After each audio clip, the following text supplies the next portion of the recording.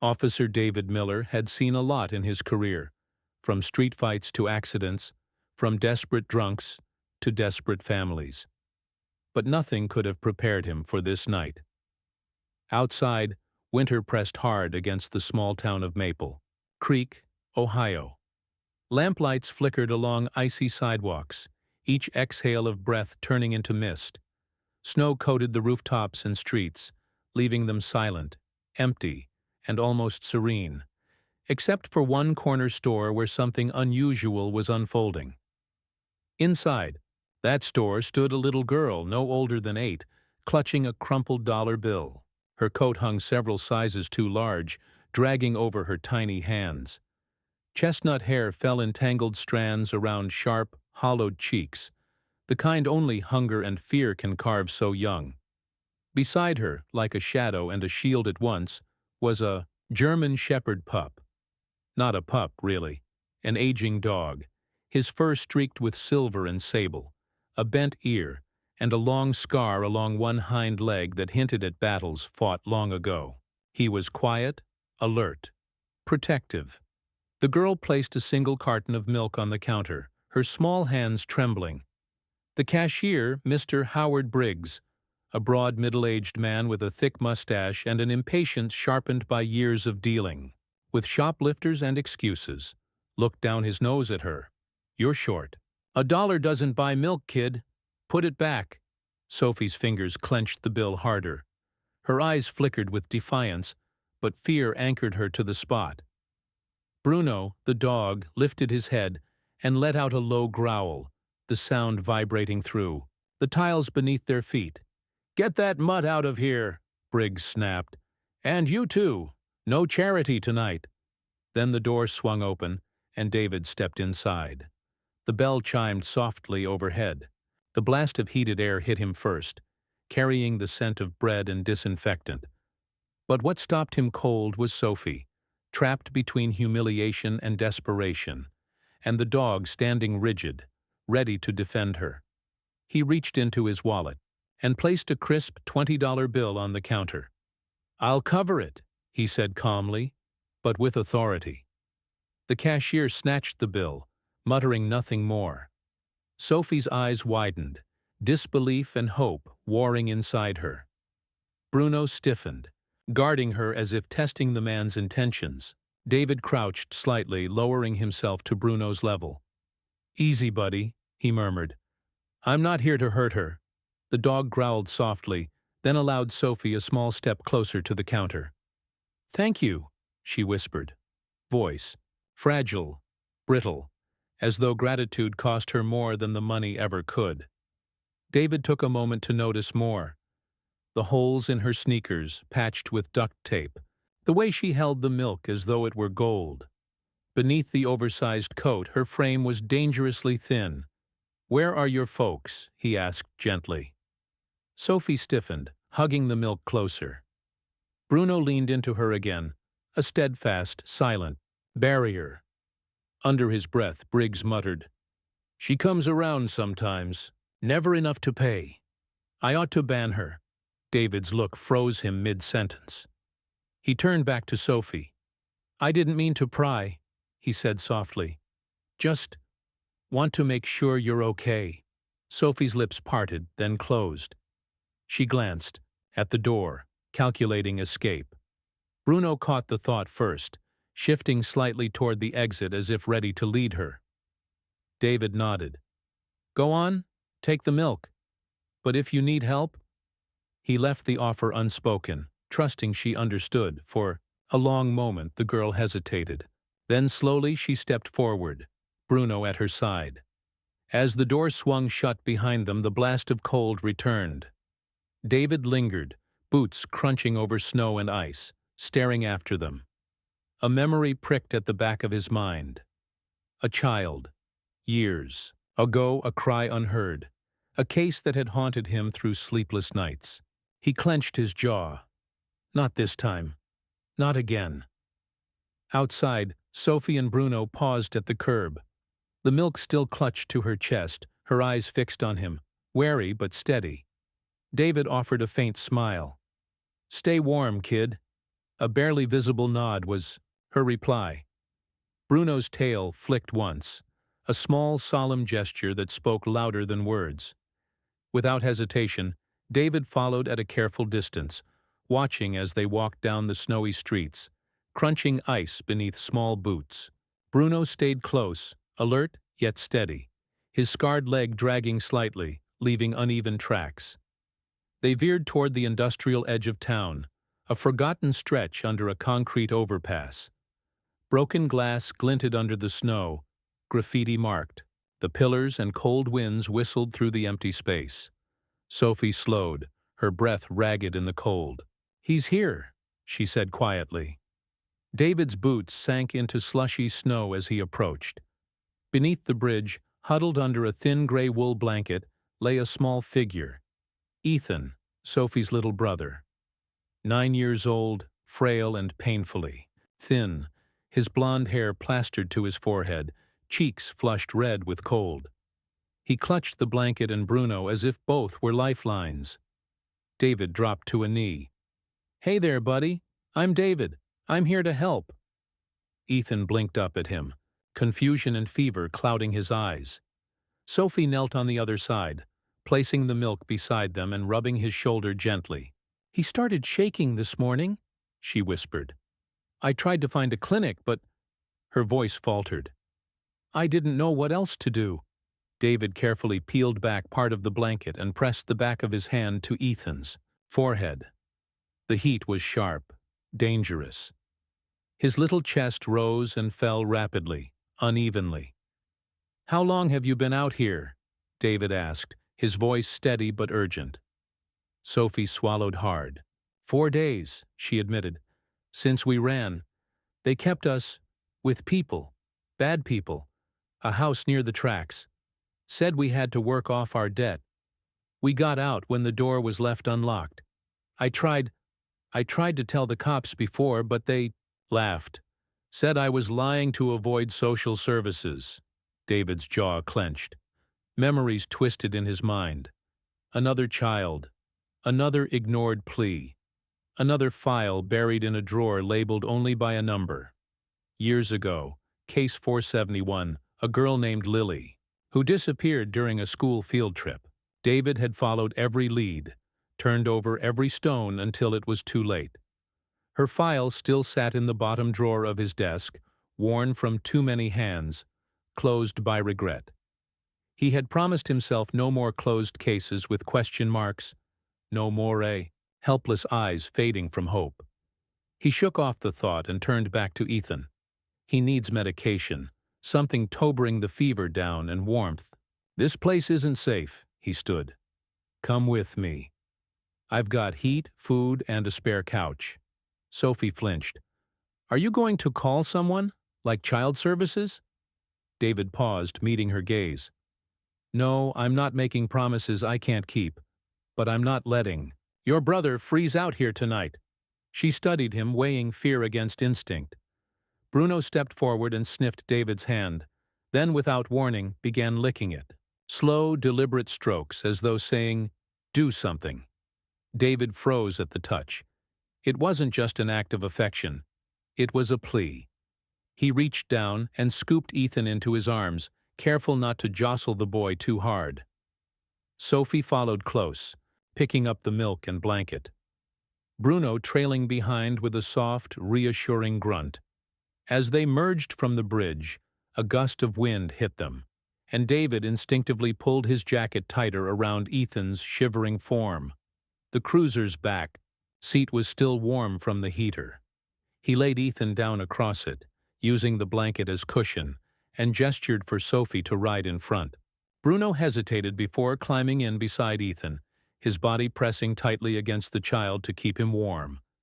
As the car pulled away from the bridge, the town's amber streetlights flickered through the windshield like ghosts watching them pass. David's fingers tightened on the steering wheel. This wasn't a routine patrol anymore. This was personal.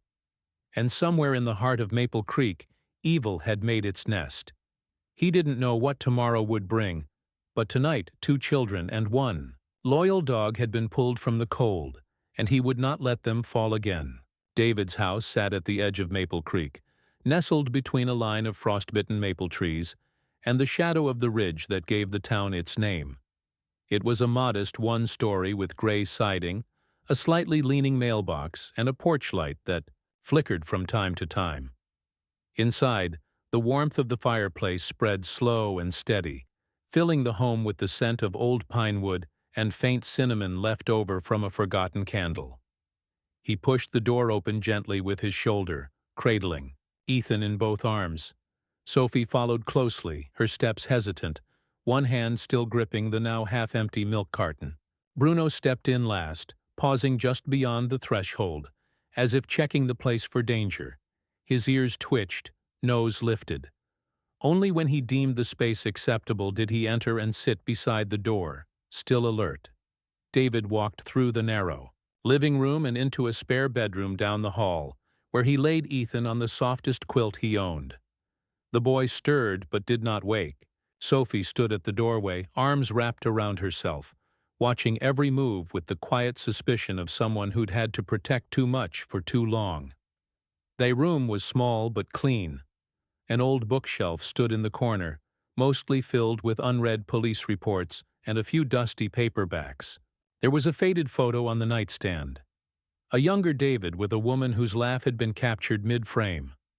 Sophie's gaze lingered on it, but she said nothing. "I'll make some porridge," David said.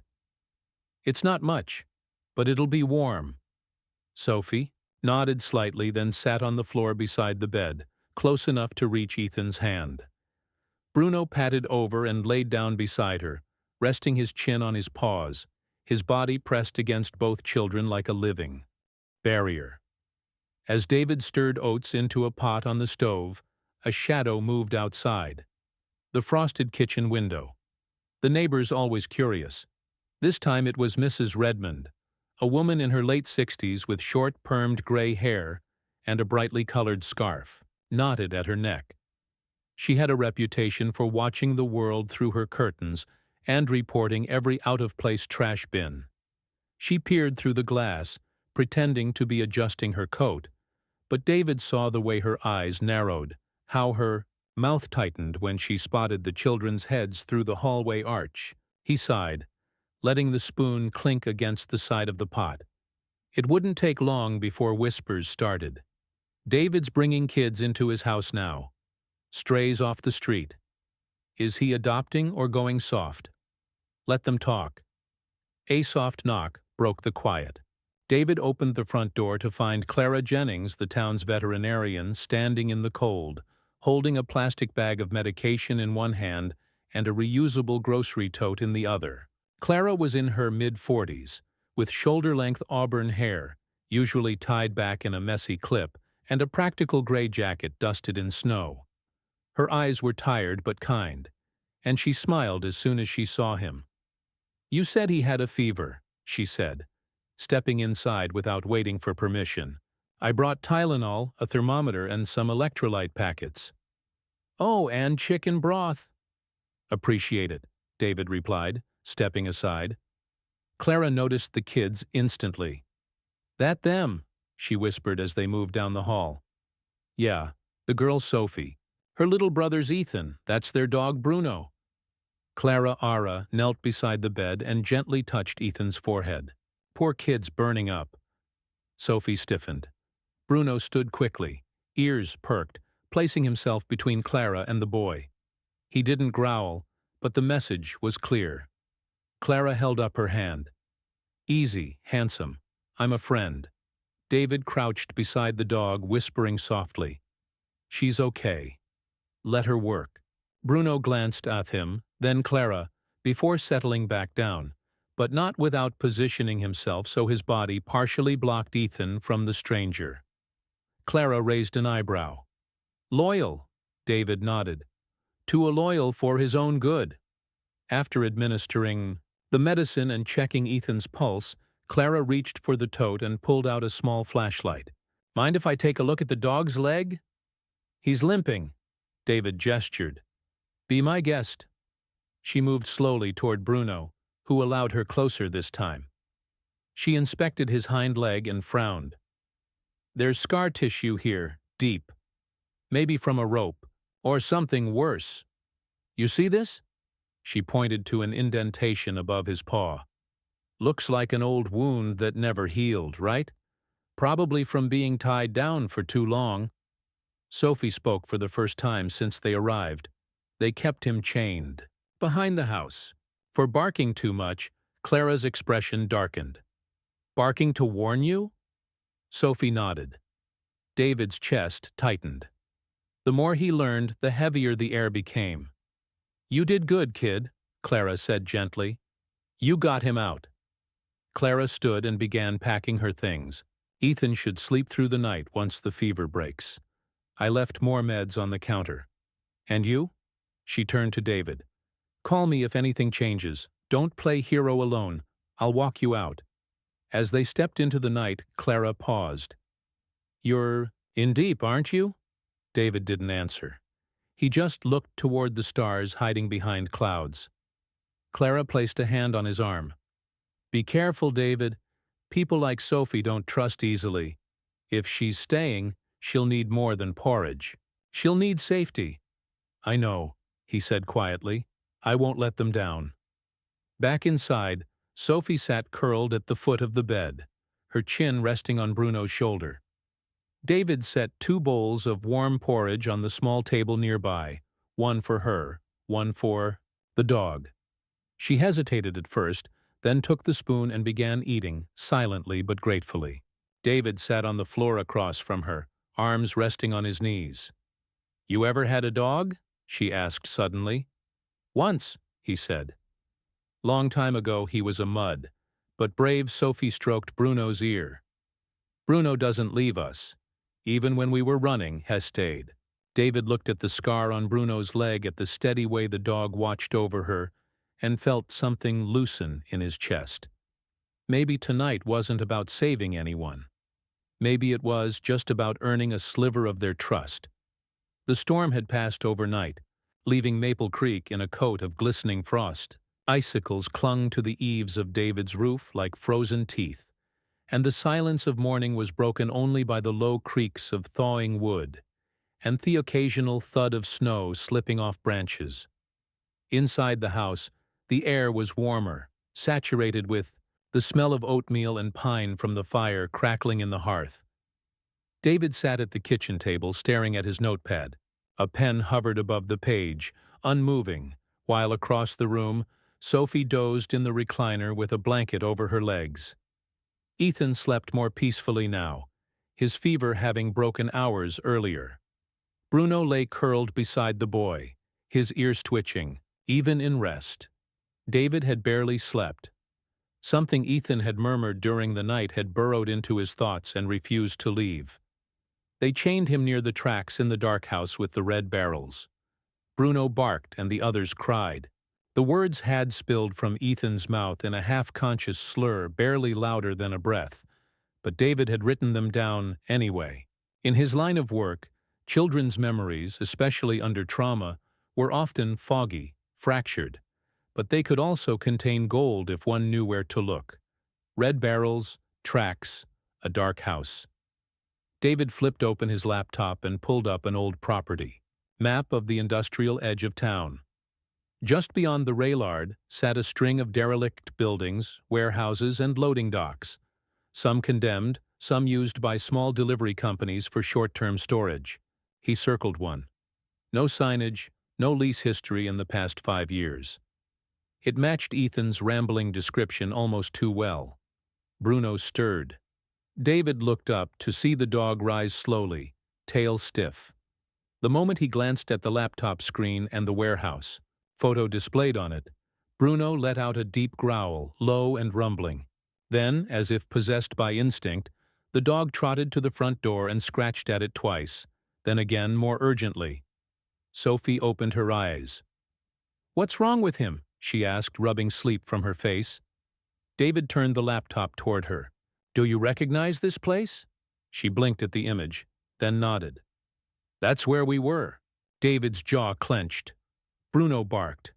It wasn't loud, but it was sharp, deliberate, a call to move. Later that morning, David stood outside on the porch, cell phone pressed to his ear, snow crunching beneath his boots.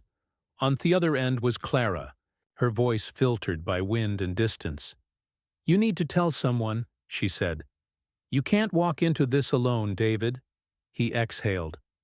"I want to. But you know as well as I do, something's been off in this department for months. Ever since Sergeant Lyle retired, there's been too many reports disappearing. Too many clerical errors." He paused. "I think someone's helping them." There was silence on the line. Then Clara said, "Then tell someone who's not local. State police. Even FBI, I will," David replied. "But I need something solid, not just a fever dreams and broken kids." Claire aside, "Don't wait too long. These kids, they can't take another betrayal." "I know." As the call ended, David walked back inside to find Sophie, standing beside the window, Bruno at her feet. She clutched a sketchbook, worn, water-stained, the kind often handed out by charity shelters. She flipped to a page and held it out to him. It was a child's drawing, messy but deliberate. A square building with boarded windows, red barrels stacked outside, a crooked chain-link fence curling around it. On the side was a symbol, a crude outline of a wolf or dog. "They called it the dog house," Sophie said. "Not because of Bruno, because they treated kids like animals, locked up. No names, only numbers." David sat slowly taking the sketch, his fingers, tracing the jagged pencil lines. "Did you ever see anyone in uniform there?" he asked. Sophie shook her head. "No, but they always knew when cops were getting close. Always packed up fast, like someone warned them." David nodded. It confirmed his suspicion. Someone in the department had dirty hands. Ethan stirred in the next room, coughing softly. Bruno, patted over, jumped up onto the edge of the bed, and lay beside him again, his presence calm, constant, a silent sentinel. David stood, clipped his badge to his belt, and picked up the sketch. He had a place, a lead, a reason. But more than that, he had trust thin. Fragile maybe, but real, and for the first time in years, he didn't feel like he was chasing ghosts. The sun had dipped low behind the hills, casting long amber streaks across the quiet town of Maple Creek. The streets were nearly empty, blanketed by the hush of early evening and the crackle of frost reforming underfoot. David Miller moved through the shadows like a man who no longer trusted daylight. Beside him, Bruno, the aging German shepherd, padded silently. His gait was uneven, but purposeful, ears flicking forward, tail held low and tight. Bruno wasn't just wandering. He was leading. They had left the house just after dusk. Sophie had fallen asleep, curled beside Ethan, exhausted after recounting the warehouse's layout. David had studied her drawings, committed the corners and shadows to memory. But it was Bruno who had stood up, nudged David's thigh with his nose, and scratched at the front door. Now they were here at the edge of a fenced-off industrial lot near the abandoned Railard, a place the locals had all but forgotten. Snow clung to broken crates and rusty equipment, there thick with silence and cold steel. Beyond the cracked asphalt and frost-covered brush stood the warehouse. From a distance, it looked lifeless. But as David crouched behind a rotting dumpster, binoculars raised, he saw otherwise. Two men, both in heavy jackets and boots, were unloading wooden crates from the back of an unmarked box truck. The side of each crate was stamped with a broad label, P Supplies, Fragile.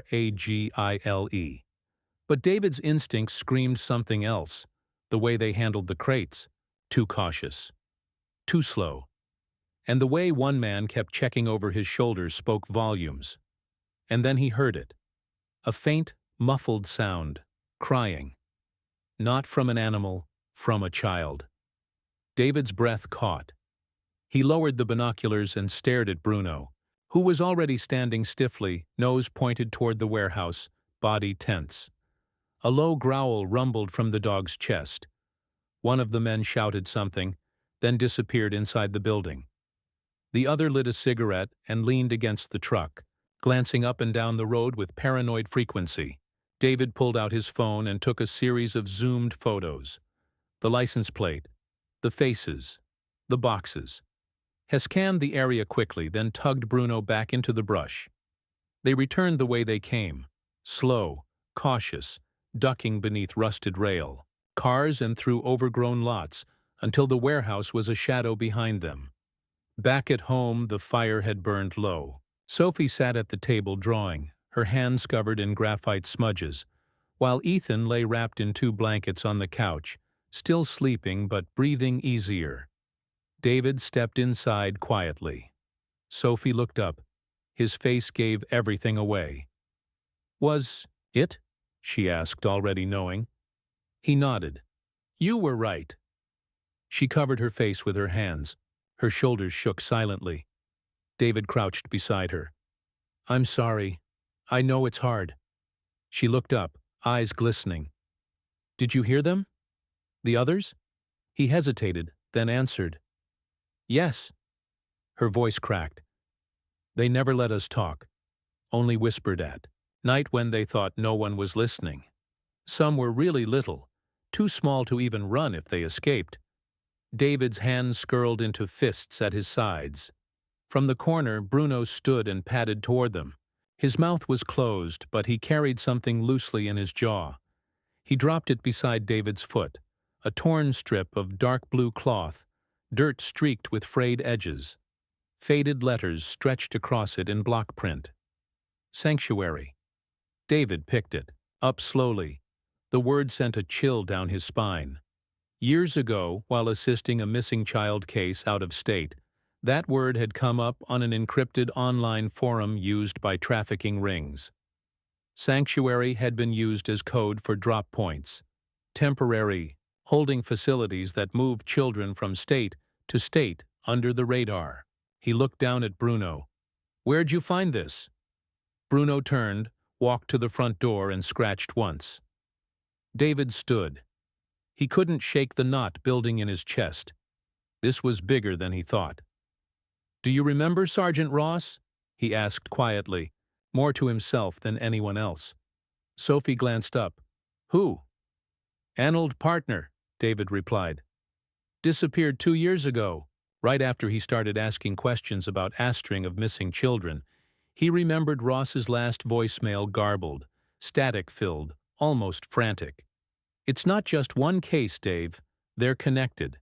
They've got help inside." The call had cut out. David never heard from him again. Until now, no one had dared suggest foul play.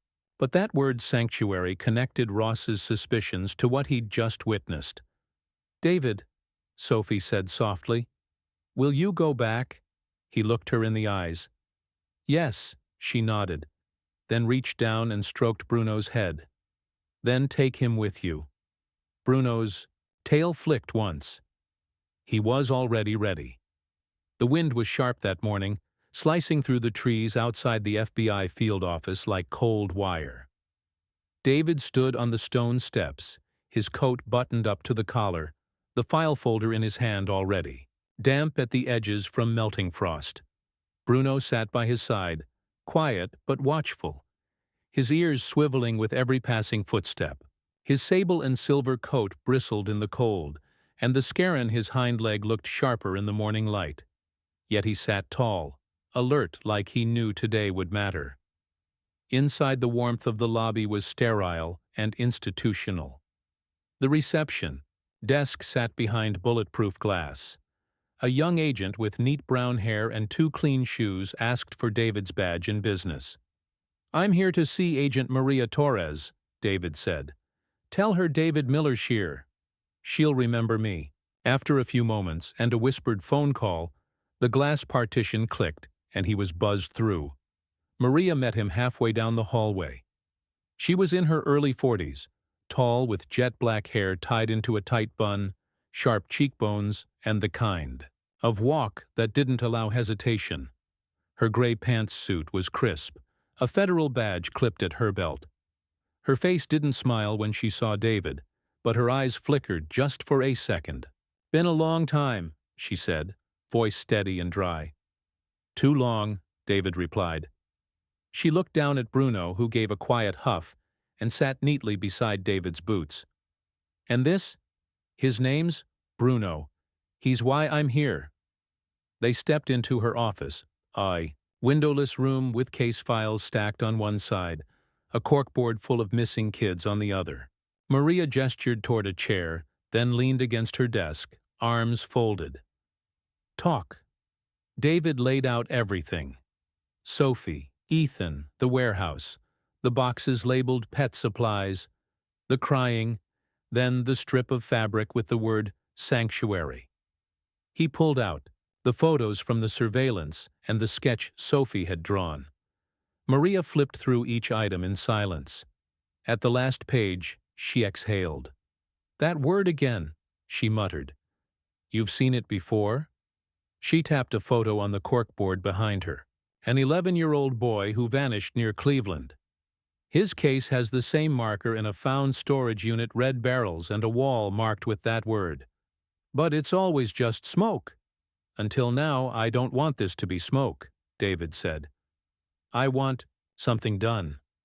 Maria looked at him long and hard. "You were a damn good cop, David, but you left the inner ring a long time ago. You know how this works. No body, no raid, no confirmation, no case. I know. That's why I brought him." He looked down at Bruno. Maria raised a brow. They drove back toward the warehouse in Maria's government-issued SUV, its windows tinted and engine barely audible. Bruno sat in the back seat, his head poking forward between them. His body was tense, eyes focused. They parked a block away and approached on foot. The warehouse lot looked abandoned in the light of day. Note rucks, no men, no crates.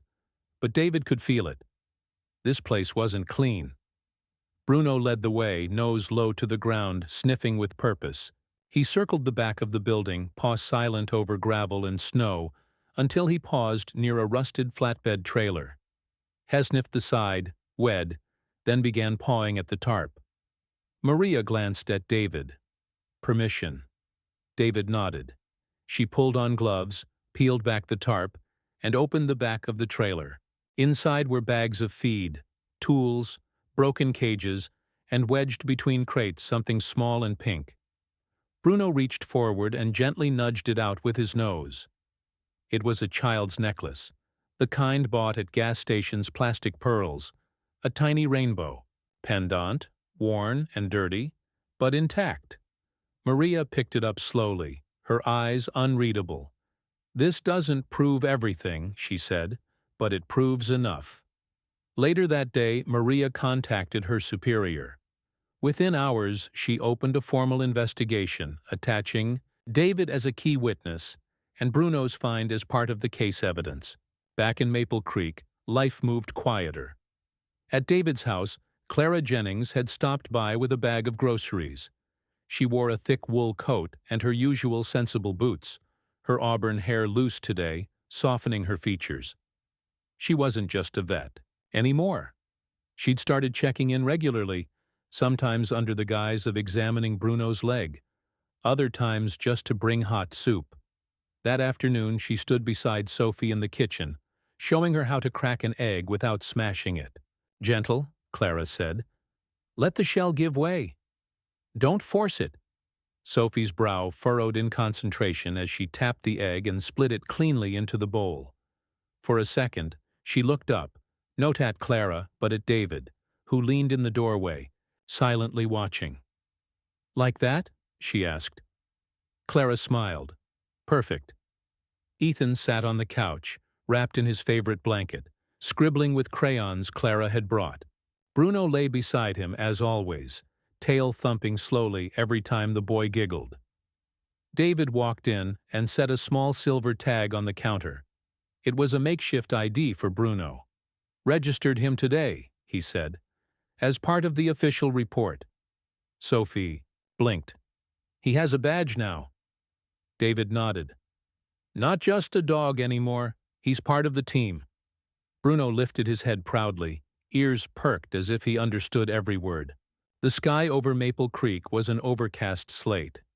As the black SUVs rolled down the back roads toward the industrial zone, clouds hung heavy and low, casting a gray pall over the frozen fields, while the hush inside the lid vehicle was pierced only by the clipped voices of agents checking radios and weapons. David sat in the back seat beside Bruno, who stood steady despite the rumble of the engine. The old German Shepherd wore a tactical canine vest loaned by the Bureau, black nylon with a reflective stripe, and a Velcro patch reading Field Support. His sable and silver coat bristled underneath, and though his scarred hind legs still bore the limp of age, there was no weakness in his eyes. They burned with purpose. Maria Torres sat up front reviewing the raid plan. Main entrance covered by Team Alpha. Beta comes in through the side-loading dock. David, you and Bruno move with me. Warehouse blueprint suggests there's a stairwell to a basement, but it wasn't on any of the public records. That's our priority. David gave a nod. His hands were steady, but his jaw was tight. Earlier that morning, he'd made sure Clara came by the house to pick up Sophie and Ethan. They didn't protest, especially when he explained what was happening. Sophie had only said, "Bring them back." All of them. Ethan, quieter than usual, had hugged Bruno's neck one last time.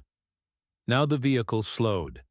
The convoy came to a halt behind a rusted billboard that marked the edge of the warehouse lot. "We're green." A voice crackled over the radio. The team moved fast. Maria led the way. David, close behind, Bruno weaving silently at his side like a shadow. The warehouse loomed ahead. Metal siding rusted through in places, broken windows covered with warped plywood. In the morning gray, it looked like something abandoned by time, but the faint hum of a generator and the heat trail from the vents told another story. The main door burst open with a crash of boots and shouting. Inside, chaos erupted. Men in work jackets scrambled, some dropping crates, others reaching for weapons. But the agents moved like a wave, precise, unrelenting. David swept left, flashlight, and firearm drawn. Bruno darted ahead through a narrow corridor, nose twitching. He paused at a metal door near the back of the structure, sniffed hard, then let out a sharp bark. David reached it in 3 strides. The lock was old. Heck kicked it once. Twice it gave way with a shriek of hinges. Bruno barreled in first, and what he found made him freeze. A man stood in the center of the room, tall and built like a brick wall, pistol in one hand and radio in the other. He spun toward the noise, weapon raising, but Bruno launched. The dog's growl was a raw snarl as he lunged, slamming into the man's side with the weight of a creature built for loyalty and war. The pistol clattered to the ground as Bruno clamped onto the man's forearm and pulled him down. David rushed in, zip ties ready, and cuffed him in seconds. When he rolled the man over, the shock hit hard. Officer Kent. Kent was a local patrolman, early 40s, crew cut, thick neck, always the first to sneer when cases went cold. His badge's till clipped to his belt, his mouth curled into something between a smirk and a sneer. "Should have stayed out of this, Miller," he spat. David stepped back, cold rising in his chest. "You were the leak." Kent didn't answer. Maria appeared at the door, her eyes narrowed when she saw the man cuffed on the ground. "Internal Affairs will eat this alive," she muttered. Before David could reply, Bruno let out a sudden urgent bark. He was standing near the far wall, paws scrabbling at a patch of cracked cement. His body was rigid, tail high, ears forward. David approached. Bruno barked again, sharper, desperate now. "Something's under here," David said. Maria knelt, brushing, back dirt and a loose cement. A faint seam in the floor became visible. David grabbed a crowbar from a shelf and wedged it into the gap. With a grunt and a loud crack, the slab gave way. The door swung open with a hiss of musty air. A stairwell spiraled downward, choked with damp and rot. They descended fast, flashlights slicing through darkness. At the bottom, a narrow corridor led to a locked gate Maria cut through it with bolt cutters. Inside were 5 children, 3 boys and 2 girls, all between the ages of 6 and 12. Thin, dirty, eyes wide, and wild. One girl had a tear-streaked face and clutched a worn, stuffed rabbit to her chest. The smallest boy couldn't speak. He simply crawled toward the light and collapsed into Bruno's fur. David's throat tightened as Bruno nudged the boy gently, licking his cheek.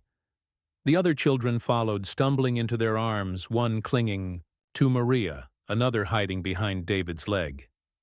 No one spoke. They didn't need to. An hour later, the kids were wrapped in thermal blankets, safe inside Bureau vehicles. Paramedics began their evaluations. Maria oversaw the cleanup.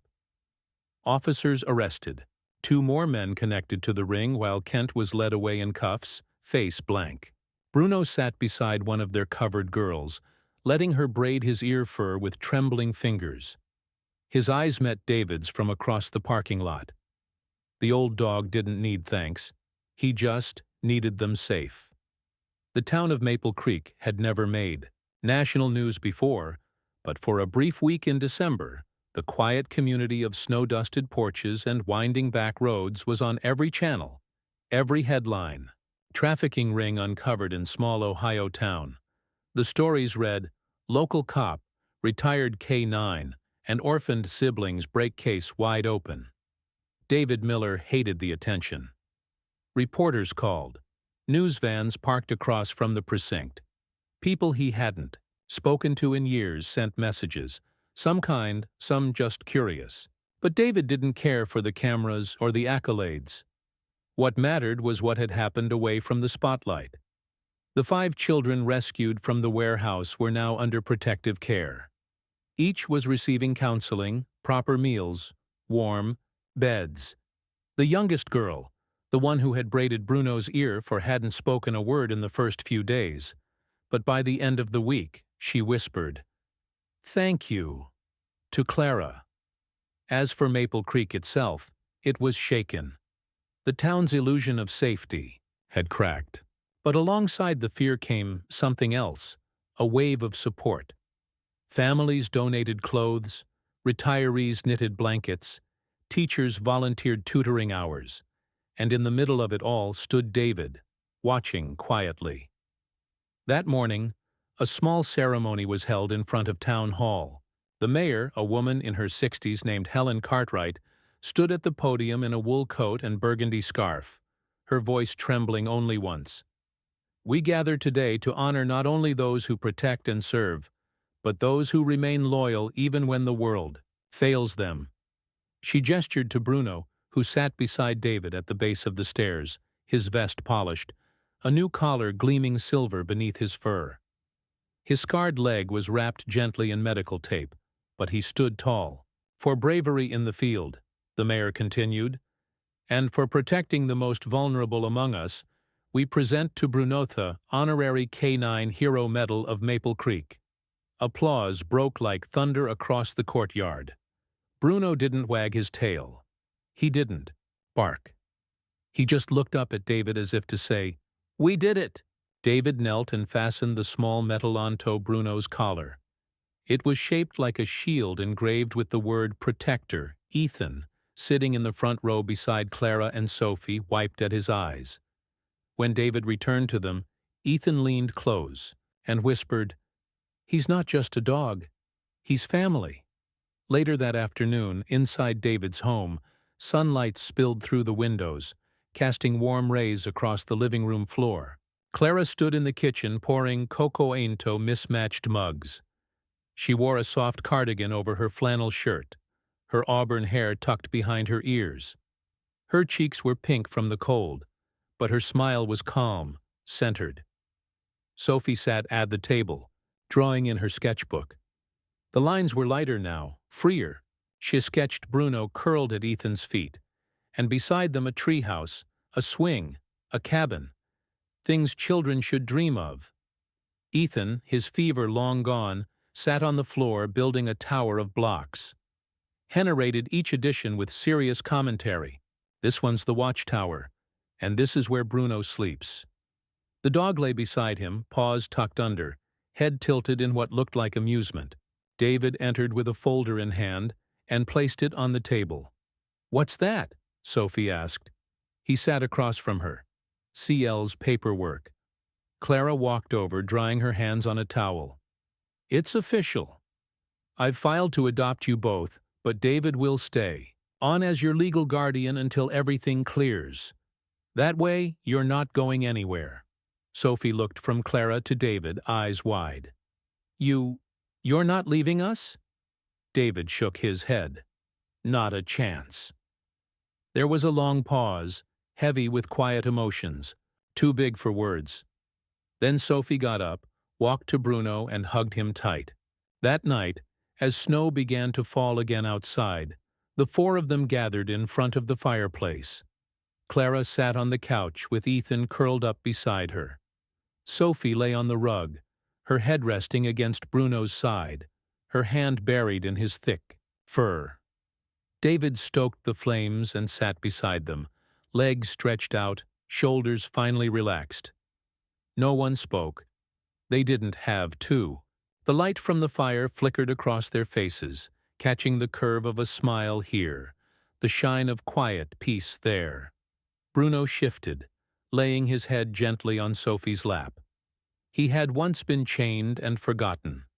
Now he was a protector, a guardian, a piece of a family that had found each other in the wreckage of the world.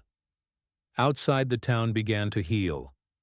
And inside, beneath the crackle of flames and the hush of snow, a new home was born. Sometimes God sends angels without wings, just fur, scars, and a heart that never gives up. That German shepherd wasn't just a dog. He was a guardian, a light in the darkness. He barked, Haran, he fought, and because of him, 2 little girls are safe. In a world full of cruelty, this dog proved that loyalty still saves lives. Maybe that's the miracle we needed to believe again. If you believe every child deserves protection, if you believe dogs are God's silent warriors, type Amen in the comments. Share this story. Subscribe for more miracles on 4 legs.